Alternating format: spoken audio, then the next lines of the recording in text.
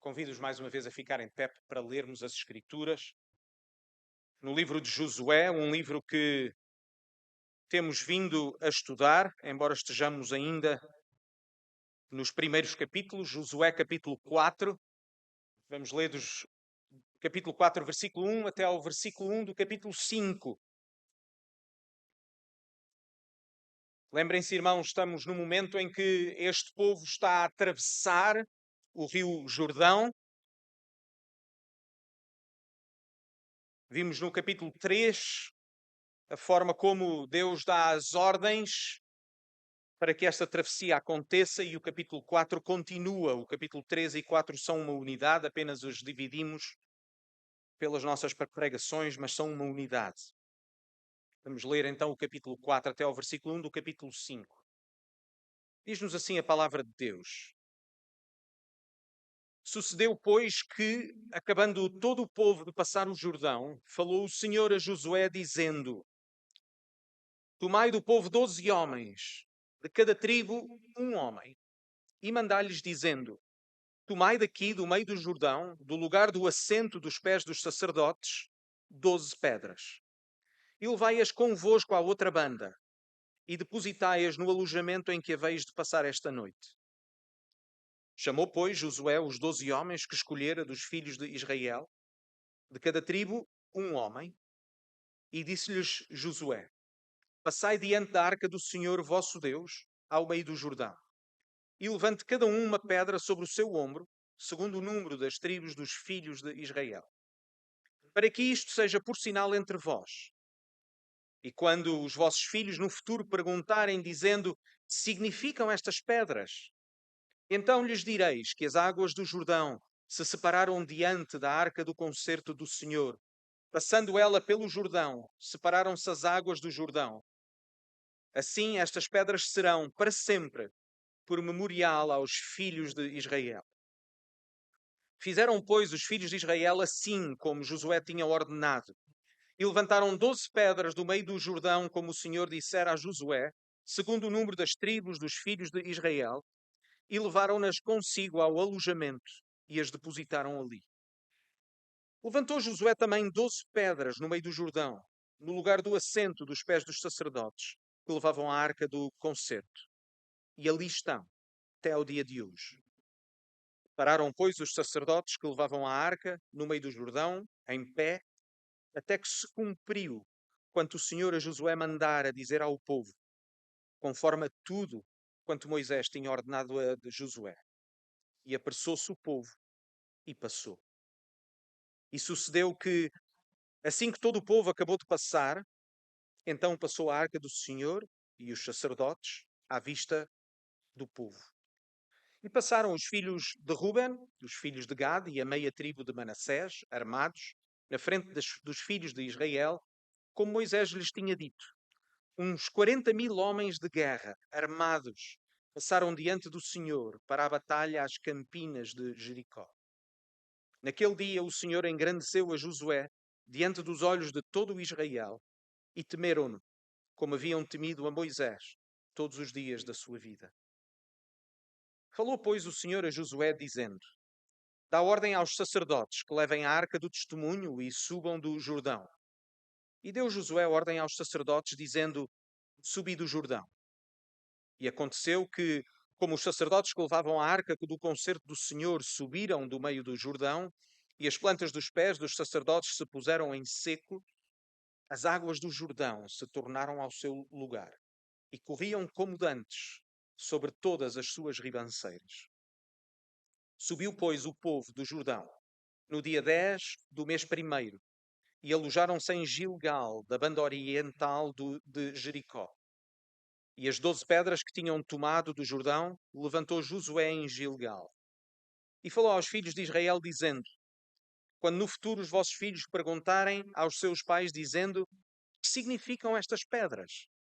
Fareis saber a vossos filhos, dizendo: Israel passou em seco este Jordão, porque o Senhor vosso Deus fez secar as águas do Jordão de diante de vós, até que passasseis. Como o Senhor vosso Deus fez ao Mar Vermelho, que fez secar perante nós, até que passássemos. Para que todos os povos da terra Conheçam a mão do Senhor que é forte, para que temais ao Senhor vosso Deus todos os dias. E sucedeu que, ouvindo todos os reis dos amorreus que habitavam desta banda do Jordão, ao ocidente, e todos os reis dos cananeus que estavam ao pé do mar, que o Senhor tinha secado as águas do Jordão de diante dos filhos de Israel, até que passamos, derreteu-se-lhes o coração, e não houve mais ânimo neles, por causa dos filhos de Israel. Podeis sentar. Meus irmãos, temos observado em tão poucos capítulos alguns padrões que são recorrentes. E permitam-me destacar dois que mais uma vez observamos neste capítulo.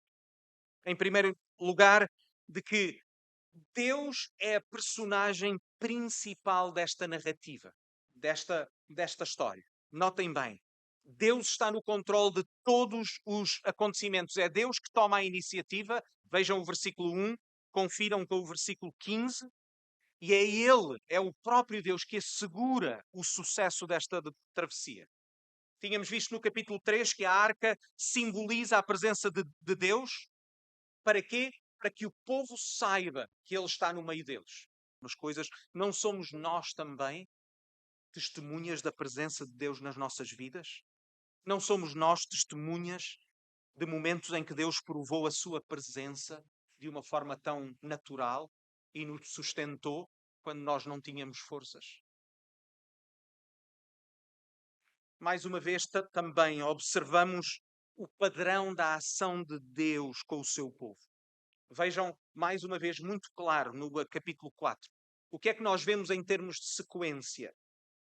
Deus ordena a Josué, Josué obedece às palavras de Deus e ordena o povo, que por sua vez obedece a Josué. Josué é um servo fiel, mas não passa de um homem, não passa de um mero homem, um servo. O povo obedece a Josué porque Josué obedece a Deus. Josué não tem autoridade por si mesmo, mas ele é o porta-voz que Deus usa, ele é o instrumento e apenas por isso deve ser obedecido. Vejam este padrão, vejam o versículo 1 e depois comparem com o versículo 15. Diz: falou o Senhor a Josué dizendo, Deus dá a ordem. Depois no versículo 4, confiram também com o versículo 17, chamou, pois, Josué os 12 homens que escolhera dos filhos de Israel, de cada tribo um homem, e disse-lhes. Josué faz de acordo com aquilo que Deus lhe tinha dito. E depois o versículo 8, confiram também com o versículo 18, a conclusão é esta. Fizeram, pois, os filhos de Israel, como Josué tinha ordenado, e levantaram 12 pedras do meio do Jordão, como o Senhor dissera a Josué. Vejam também esta nota, porque este é um padrão multigeracional. Não foi só uma coisa que aconteceu num momento, mas é o padrão do povo de Deus ao longo da história, é o padrão do próprio povo de Israel. Vejam o versículo 10. Pararam, pois, os sacerdotes que levaram a arca no meio do Jordão em pé, até que se cumpriu tudo quanto o Senhor a Josué mandara dizer ao povo. E depois diz, conforme tudo quanto Moisés tinha ordenado a Josué. E apressou-se o povo e passou. Certo? Aquilo que Deus ordena ao longo da história continua a ordenar e as suas palavras são permanentes, porque Ele cumpre todas as coisas. O padrão de Deus comandar, de Deus utilizar os seus instrumentos para liderar o povo e de o povo obedecer, porque obedece a Deus. A narrativa de Josué é propositadamente repetitiva. Deus ordena a Josué, que por sua vez ordena aos sacerdotes e os oficiais, que por sua vez ordenam o povo, e de modo inverso, o povo obedece aos oficiais que obedecem a Josué, o qual obedece a Deus.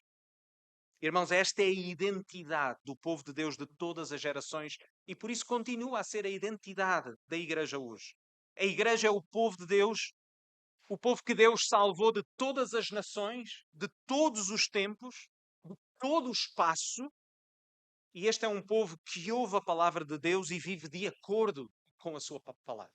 Entendem este padrão sempre presente e que Josué apresenta repetidamente.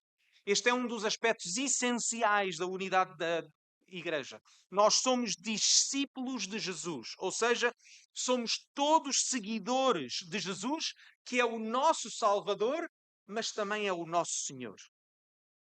É por isso que o Novo Testamento apresenta o Senhor Jesus como o cabeça da igreja, que é o seu corpo.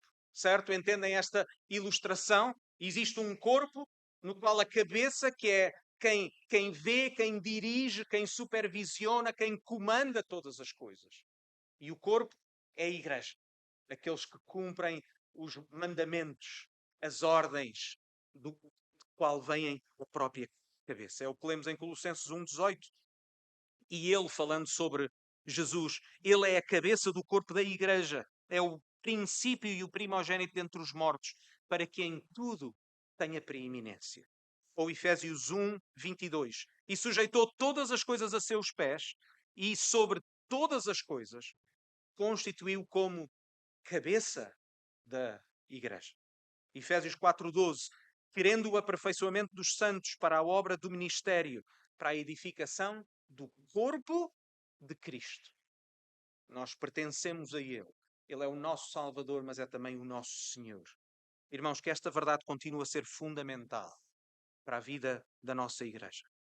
Nós somos, irmãos, uma igreja cristã, ou seja, uma assembleia de pessoas que Deus salvou através do seu Filho Jesus, que é o nosso Senhor. Vivemos debaixo do seu senhorio quando nós submetemos a nossa vida pessoal e comunitária toda a palavra que nos foi revelada. Isto é o que significa ser igreja. Isto é o que significa ser discípulo de Jesus. É segui-lo em todas as coisas. É ouvir a sua palavra e obedecer à sua palavra. Agora, irmãos, se no capítulo 3 o foco principal foi a Arca da Aliança, e por isso o tema que nós exploramos foi o da presença de Deus no meio do seu povo, vemos isto em Josué 3:10.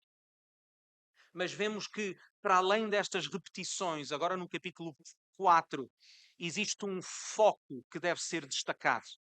E é onde vamos centrar a nossa atenção hoje. Vamos ver que este capítulo 4 se centra, como lemos, no memorial, neste memorial de 12 pedras que foi erigido de acordo com as instruções do próprio Deus, e nos próximos minutos vamos falar sobre este memorial e 3 aspectos sobre este memorial. Número 1, a razão. Número 2, o significado.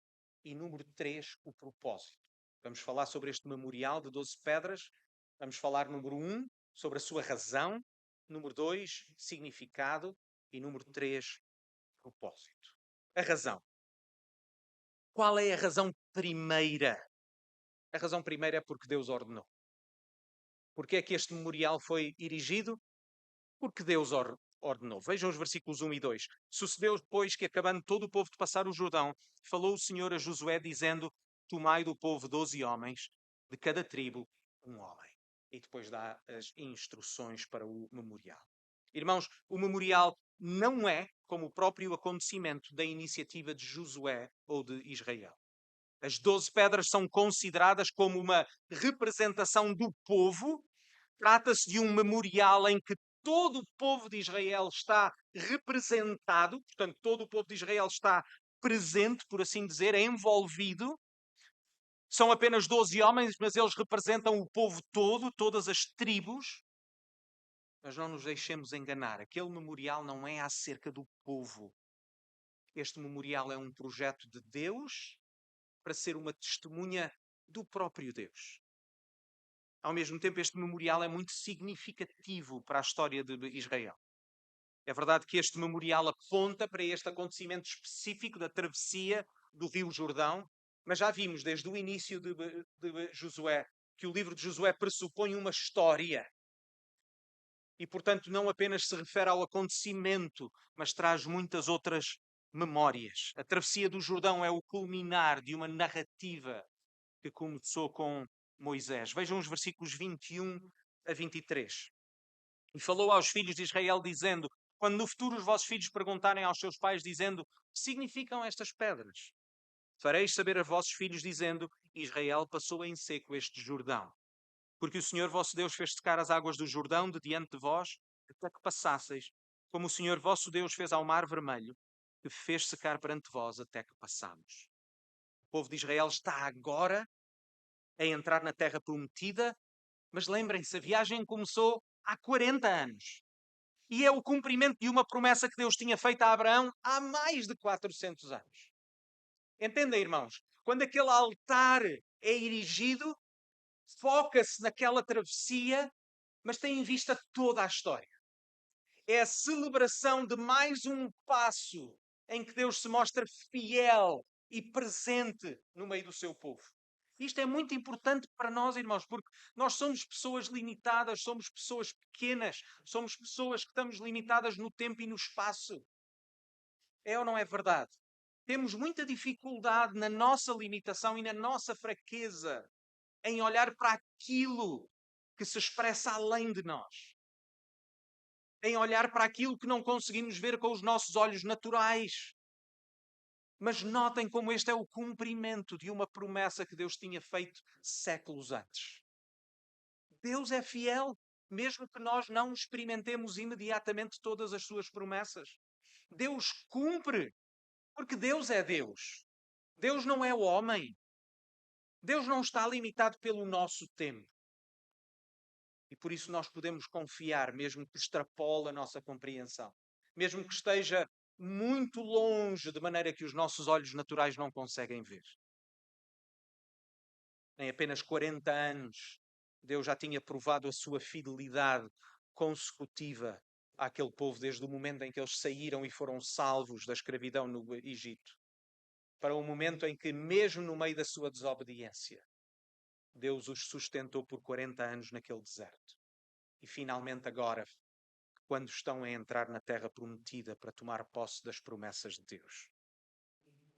Este memorial é a representação da identidade de um povo. Não é apenas o registro de um acontecimento. Em última instância, este memorial, ao lembrar um momento específico da história de Israel, a travessia do Rio Jordão, evoca toda a história, desde Abraão até Moisés e finalmente a Josué.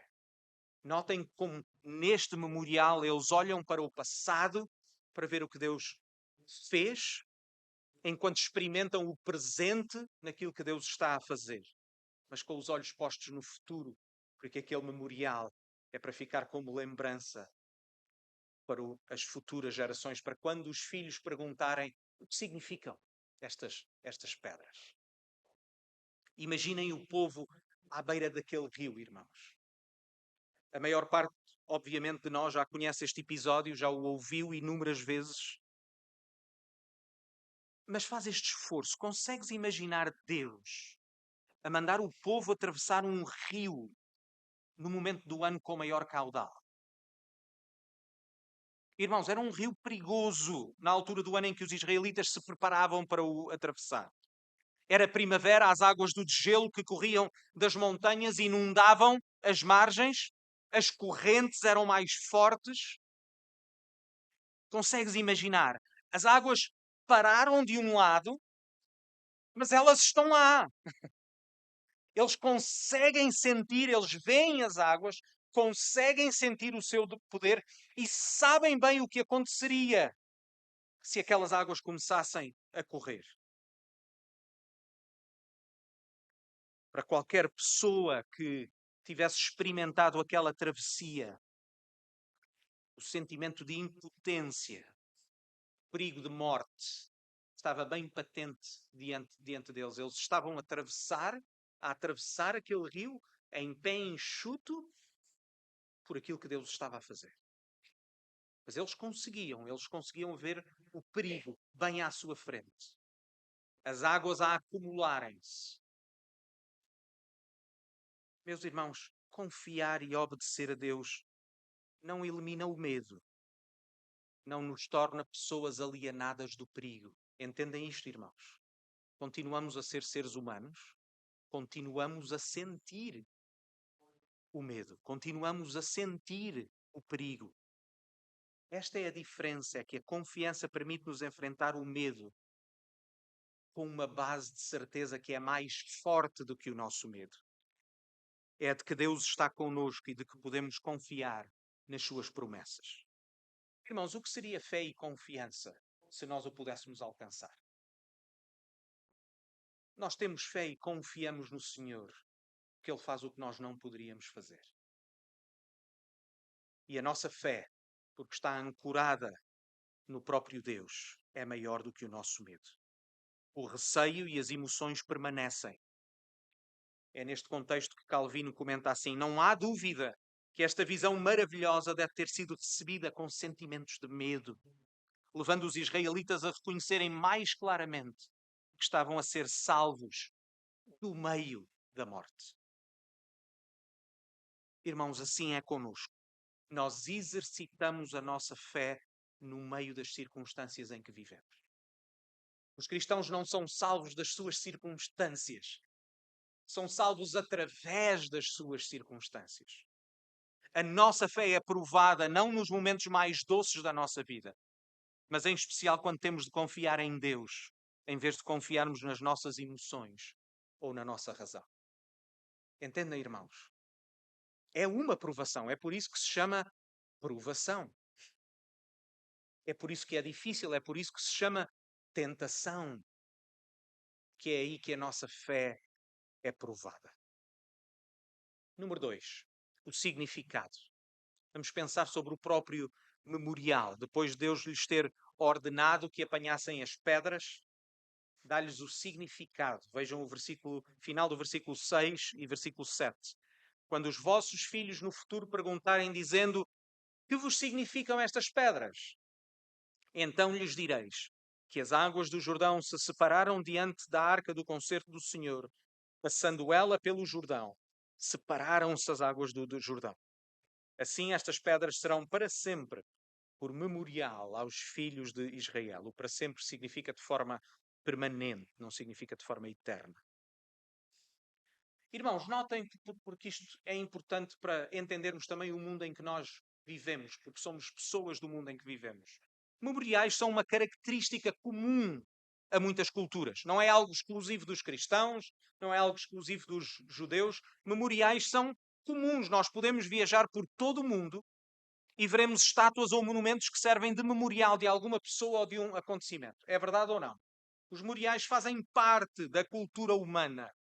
A memória faz parte da identidade de um povo. É por isso que o ditado diz: um povo sem história é um povo sem futuro.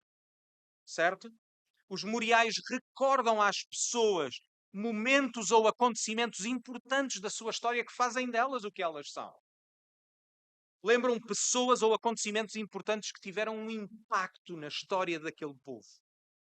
Irmãos, Portugal é um país cheio de monumentos. Igrejas, mosteiros, castelos, etc. Esses monumentos servem ainda hoje de memória de tempos passados. Mas também temos monumentos ou estátuas referentes a algum tempo em específico, a algum acontecimento, a alguma pessoa. É ou não é verdade? Temos, por exemplo, o Padrão dos Descobrimentos aqui em Lisboa, que celebra esta época com todas as personagens principais daquele tempo.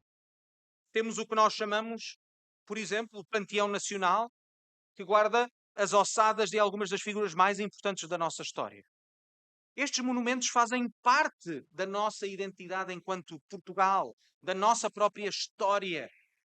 E se olharmos para elas e se pensarmos nelas e se refletirmos um pouco sobre o que elas significam, dizem muito acerca do que somos hoje. Sabemos onde estão, sabemos ao que se referem. E o mesmo acontece com este memorial que Deus ordena ao povo que erija. 12 pedras que representam todo o povo de Israel, uma pedra por cada tribo. Mas essas pedras que representam cada tribo servem para servir de memorial à fidelidade da aliança de Deus com este povo. Lembrem-se da importância da Arca da Aliança em toda esta narrativa. O que é que a Arca representa? Representa a presença de Deus. É a Arca do Senhor, a Arca do Senhor Jeová. É a Arca da Aliança ou do Concerto. É a Arca que é chamada também da Arca do Testemunho, porque serve de testemunho à aliança que Deus fez com o seu povo. E este episódio deste monumento que é erigido deve ser ensinado e transmitido de geração em geração. Os pais devem contar aos seus filhos, e os filhos devem contar aos filhos, e os filhos aos filhos, e os filhos aos filhos. para ensinar-lhes a sua história e a sua identidade, em particular quem Deus é. Hoje, claro, este memorial foi perdido, mas o registro deste acontecimento permanece. Não sabemos onde estão estas pedras, mas podemos ler este texto que nos serve como memorial. Estas palavras e o registro do acontecimento foram escritos, lembrem-se, não para a edificação do Israel do tempo de Josué. Lembrem-se, irmãos, estas palavras foram escritas depois daquelas pessoas terem morrido. Elas foram escritas para quem? Foram escritas para as gerações futuras, foram escritas para ti, foram escritas para mim. É o que nós lemos em 2 Timóteo 3,16. Toda a escritura divinamente inspirada é proveitosa para ensinar, para redarguir, para corrigir, para instruir em justiça. Ou Romanos 15,4, porque tudo o que antes foi escrito para nosso ensino foi escrito para que pela paciência e consolação das Escrituras nós tenhamos esperança. Ou 1 Coríntios 10,11, ora, tudo isto lhes sobreveio como figuras que estão escritas para aviso nosso, para quem já são chegados os fins dos séculos. Entendem, irmãos? A palavra não nos é dada, estas narrativas e estes acontecimentos não nos são dados apenas para nós sabermos coisas acerca da história. Não são episódios que são relatados e registados apenas por mera informação, apenas para sabermos quem foi Israel, ou quem foi Josué, ou quem foi Moisés. Elas estão registadas para nosso ensino, para nosso aviso. No entanto, temos de reconhecer uma coisa triste no que diz respeito à experiência humana, que é nós somos tão propensos ao orgulho, tão propensos à arrogância, à autossuficiência. E muitas vezes tendemos a perder a oportunidade de aprender com os outros. E, infelizmente, de aprendermos com a própria Escritura. Vemos isso com os nossos filhos, é ou não é verdade? É ou não é verdade que cada geração que chega, cada geração que nasce, acha que sabe mais do que a geração anterior? Mas as crianças, em relação aos seus pais, são apenas uma representação da nossa própria relação com Deus. Deus disse, mas muitas vezes nós pensamos que sabemos mais ou que sabemos melhor. Deus disse, mas a nossa cultura agora é diferente. Deus disse, mas eu acho que outra coisa é melhor. Irmãos, as Escrituras foram escritas para nossa edificação. Elas foram escritas para nossa aprendizagem. Mas nós tendemos a fazê-la e fazer das Escrituras algo assim acerca de nós próprios, do qual nós podemos escolher as melhores lições. Mas, irmãos, mais uma vez, Josué não foi escrito para o bem de Josué ou do povo do seu tempo. Ela foi escrita para o nosso bem. Este memorial serve, esta narrativa serve para a nossa aprendizagem, para nos lembrarmos de que Deus é fiel, de que Ele cumpre tudo o que promete, de que nós podemos confiar nele, mas ao mesmo tempo que a resposta apropriada àquilo que Deus diz é a obediência. Ao mesmo tempo existem características comuns entre este memorial e os memoriais que nós encontramos noutras culturas. Mas deixem-me destacar também alguma coisa que o distingue de outros memoriais. É que os memoriais são símbolos, notem, de um passado e de um passado que não pode ser revivido. Os monumentos que nós encontramos à volta do mundo e também no nosso país são símbolos de um passado morto, que tem consequências ainda hoje, que diz e que fala e que nos ajuda a entender quem somos hoje, enquanto Portugal, por exemplo. Mas as pessoas e os eventos são recordados, mas eles estão mortos. Eles não podem ser revividos. Não podemos reviver o tempo dos descobrimentos. Ele aconteceu, aquele tempo fechou-se e acabou. Mas notem que existe alguma coisa que distingue.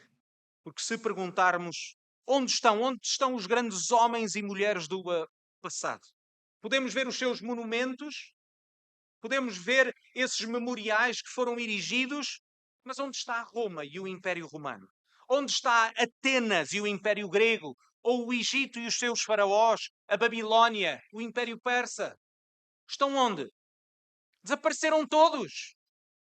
Temos monumentos que nos servem dessa memória, de sabermos que eles existiram, de termos a prova de alguma coisa que se passou no passado, mas ele passou e não pode ser recuperado.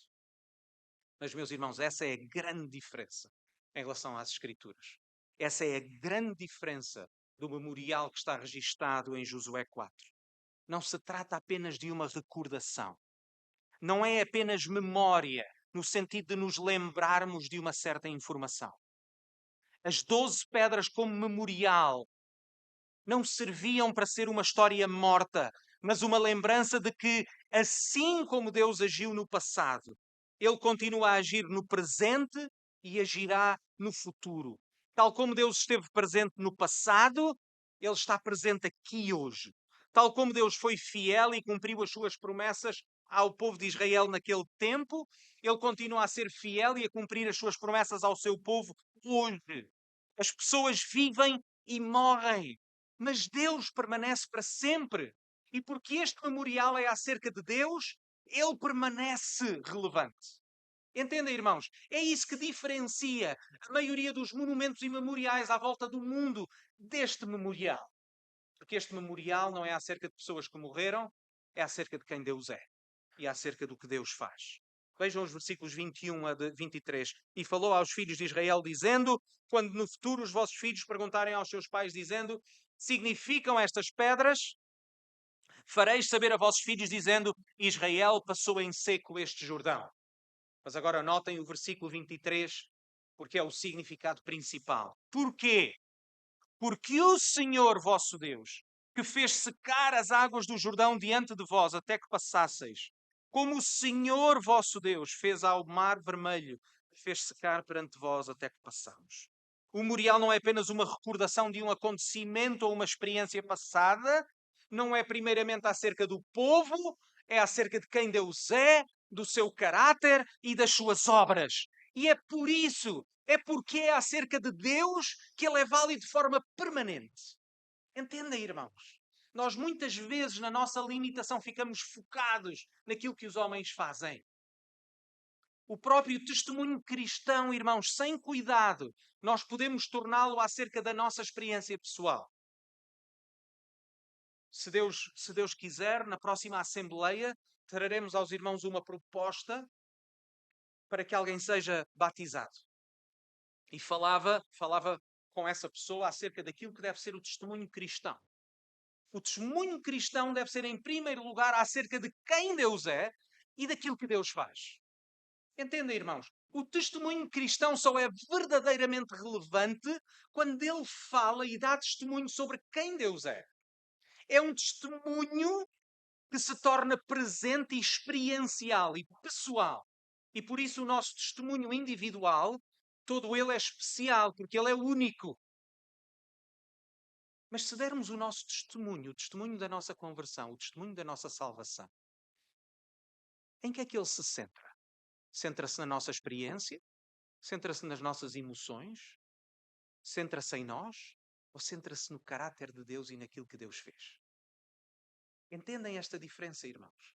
É que aquele memorial, embora fosse constituído por pedras que representam o povo, é um memorial que fala acerca de quem Deus é. E isso é que o torna relevante. Isso é que o torna importante. Isso é que o torna ainda hoje importante para nós. Sabem, irmãos, ainda hoje o povo de Deus continua a ter um memorial particular. Um sinal da nossa salvação que deve ser celebrado pelo seu povo. A Bíblia ensina-nos que tanto a travessia do Mar Vermelho e do Rio Jordão foram tipos de um outro batismo. Entendem, irmãos? Batismo significa imersão, imersão em água. Ao passarem pelo Mar Vermelho, acham normal um povo inteiro passar através do mar? Não, passou através do mar porque Deus abriu o mar. Porque Deus sustentou aquele povo. Aquilo que naturalmente aconteceria, que era a sua morte, não aconteceu porque Deus os salvou através do mar, através do rio.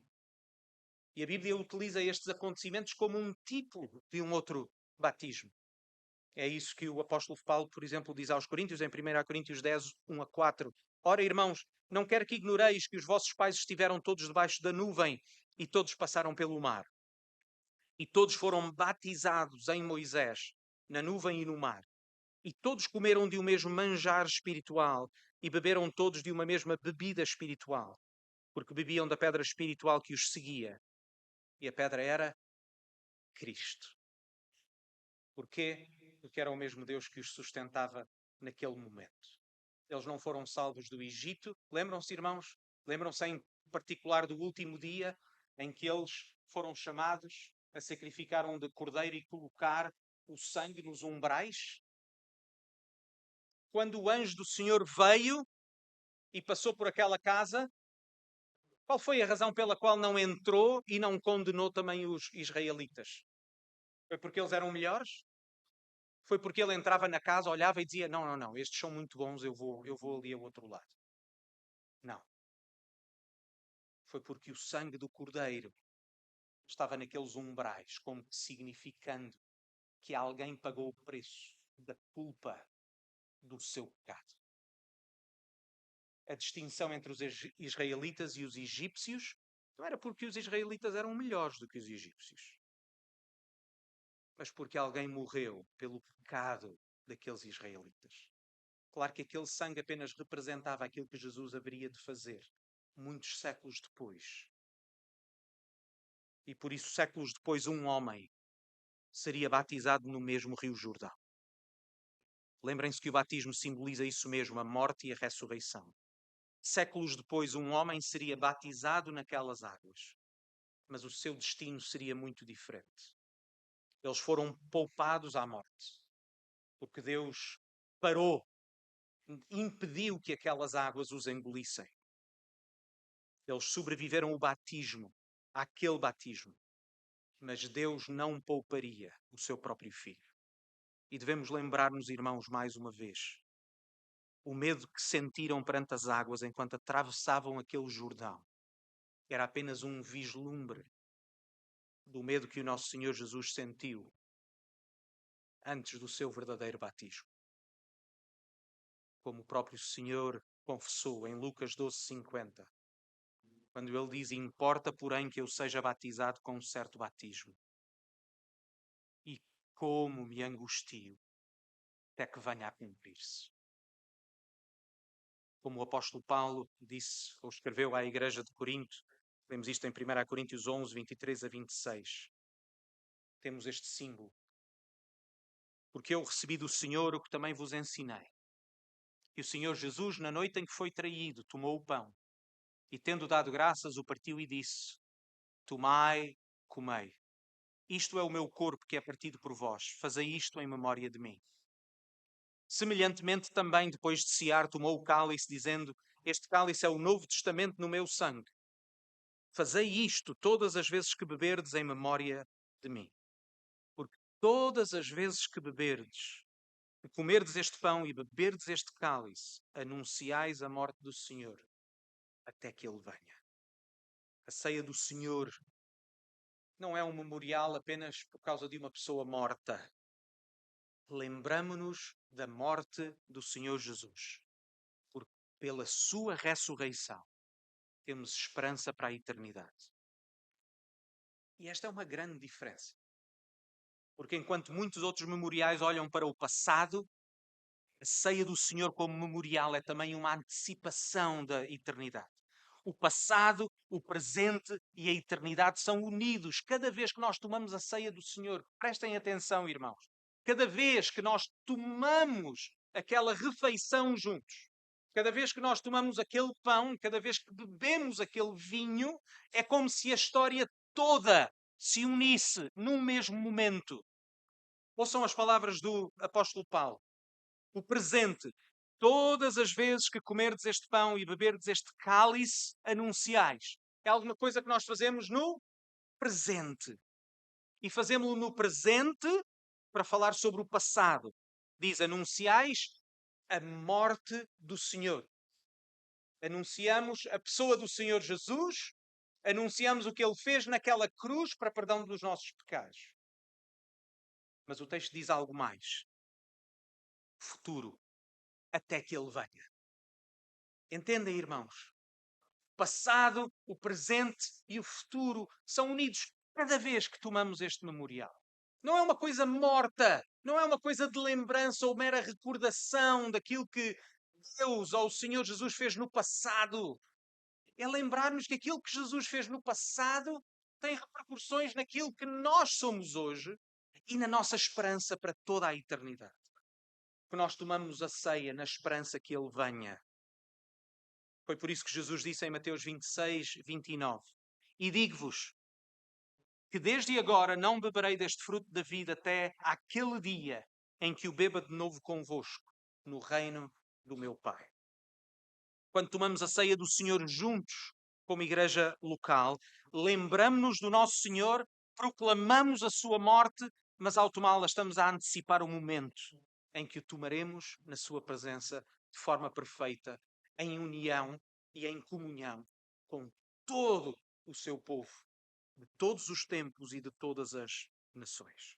É um memorial do nosso Senhor Jesus, que morreu naquela cruz em favor dos nossos pecados, que ressuscitou ao terceiro dia, que ascendeu aos céus e que virá para nos levar com Ele. E por isso, qual é o propósito, sendo este o significado? Ponto número 3. Deus revela a Josué e ao povo o propósito daquele memorial. Vejam o versículo 24. Para que todos os povos da terra conheçam a mão do Senhor que é forte, número 1. E B, para que temais ao Senhor vosso Deus todos os dias. A, para que todos os povos da terra saibam que a mão do Senhor Jeová, do Deus Jeová, a mão de Jeová é poderosa. Mais uma vez, não podemos esquecer a história, irmãos. O plano e as promessas de Deus a Abraão incluíam o quê? Gênesis 12, 3. Em ti serão abençoadas todas as nações. Sempre foi o plano, irmãos. Israel como nação foi um meio, foi um instrumento para algo muito maior do que eles próprios. As nações, todos os povos, são a extensão deste projeto, deste plano de Deus desde a eternidade. Irmãos, era o que o próprio povo de Israel cantava. Lemos no Salmo 22, 27 e 28, quando diz: todos os limites da terra se lembrarão e se converterão ao Senhor, e todas as gerações das nações adorarão perante a sua face. Porque o reino é do Senhor e Ele domina entre as nações. Ora, sabemos nós que as promessas de Deus não se cumpriram de forma plena nos tempos de Josué. Deus cumpriu tudo aquilo que tinha prometido a Moisés e a Josué, mas ainda havia promessas a serem cumpridas. Nós no livro de Josué temos como que vislumbres de pessoas de outras nações que foram alcançadas. Lembram-se da prostituta Raabe? Ela não era israelita, mas foi salva, foi incluída no povo de Deus. Mas aquilo que nós vemos é que no final do livro de Josué, o plano final e completo de Deus ainda está por se cumprir. O testemunho de Deus ainda está restrito a um povo muito pequeno no meio de um mundo vasto. Mas é por isso que nós sorrimos hoje, porque em Jesus o que antes era uma promessa tornou-se realidade. Com a ressurreição do nosso Senhor, o plano de Deus foi alargado a todas as nações do mundo. Irmãos, eu não preciso sequer, seja para crentes, seja para descrentes, argumentar este facto. A realidade está diante de nós, hoje aqui mesmo, nesta pequena congregação. O facto é que o filho de um carpinteiro que nasceu numa aldeia do Médio Oriente foi crucificado ao lado de dois criminosos pelo Império Romano, foi e está a ser pregado a todos os povos. E não existe nome à face da terra, ninguém pode sequer argumentar, seja crente, seja descrente, não existe nome que tenha tanta importância como o nome do Senhor Jesus. Não existe nome que tenha marcado tanto a história da humanidade como o do Senhor Jesus. Ponto de ter dividido a história. E ainda hoje, nós contarmos os anos com base e tendo como padrão a sua própria vida e a sua encarnação. Temos uma história que é antes de Cristo, temos uma história que é depois de Cristo. É verdade que Os meios académicos já o tentam disfarçar, já lhe chamam o tempo da Era Comum, mas ela continua a ser marcada pelo momento em que Jesus nasceu. Entendem, irmãos? Nós podemos e as pessoas podem discutir tudo o que quiserem, mas o facto é que as promessas de Deus foram cumpridas em Jesus, ele está a ser pregado a todas as nações, não existe povo que seja mais diverso do que o povo cristão, tão disperso como o povo cristão, tão universal. Não existe nenhum outro nome que tenha marcado tanto a história como o nome do Senhor Jesus. Ao mesmo tempo, para que temas o Senhor teu Deus para sempre. É para dá-lo a conhecer, para que todos os povos saibam, mas este não é o fim, não é mero conhecimento. É também para que todos o possam temer. O objetivo final deste memorial das ações de Deus é a sua própria glória. Porque no final das contas, depois de lermos e depois de experimentarmos Deus, qual pode ser a conclusão? Senão de que a glória e a dignidade pertencem de forma completa. Deus fez promessas a Josué, Deus fez promessas até em relação à sua pessoa. Vejam no capítulo 3, o versículo 7, Deus tinha dito a Josué que iria engrandecer o seu nome. Vemos agora no versículo 14, capítulo 4, que naquele dia engrandeceu o Senhor a Josué diante dos olhos de Israel e temeram-no, como haviam temido a Moisés todos os seus dias. Deus exaltou Josué. Mas esse não era o fim, não era o foco final da sua exaltação. Ele é exaltado como servo. Mas o fim é este, é para que temam o Senhor teu Deus para sempre. Em última instância, não é Josué que recebe os créditos. É o próprio Deus. E notem que Josué foi importante. Foi importante especialmente na história de Israel, no tempo em que ele viveu. Mas Josué apenas prefigura aquele que realizou os planos de Deus de forma completa e de forma perfeita. Aquele que mais uma vez é exaltado hoje mesmo entre as nações. Aquele que foi capaz de fazer o que Josué não foi capaz. Foi alcançar as nações. Josué foi um instrumento, mas o Senhor Jesus é o propósito. É por isso que nós lemos em Filipenses 2, 9 a 11. Depois de falar que para nós termos o mesmo sentimento que houve também em Cristo Jesus, que sendo Deus não tomou por usurpação o ser igual a Deus, mas esvaziou-se a si mesmo, tomando a forma de servo, reconhecido em figura humana, esvaziou-se a si mesmo e foi obediente até à morte, e morte de cruz. Vemos o estado de humilhação do Senhor Jesus, que sendo Deus com o Pai, tornou-se como um de nós, mas ainda assim desceu ainda mais para ser obediente em todas as coisas, e oferecer-se, e oferecer a sua vida e morrer por nós. Mas depois o melhor estava para vir. Porque depois lemos assim, Filipenses 2, 9 a 11.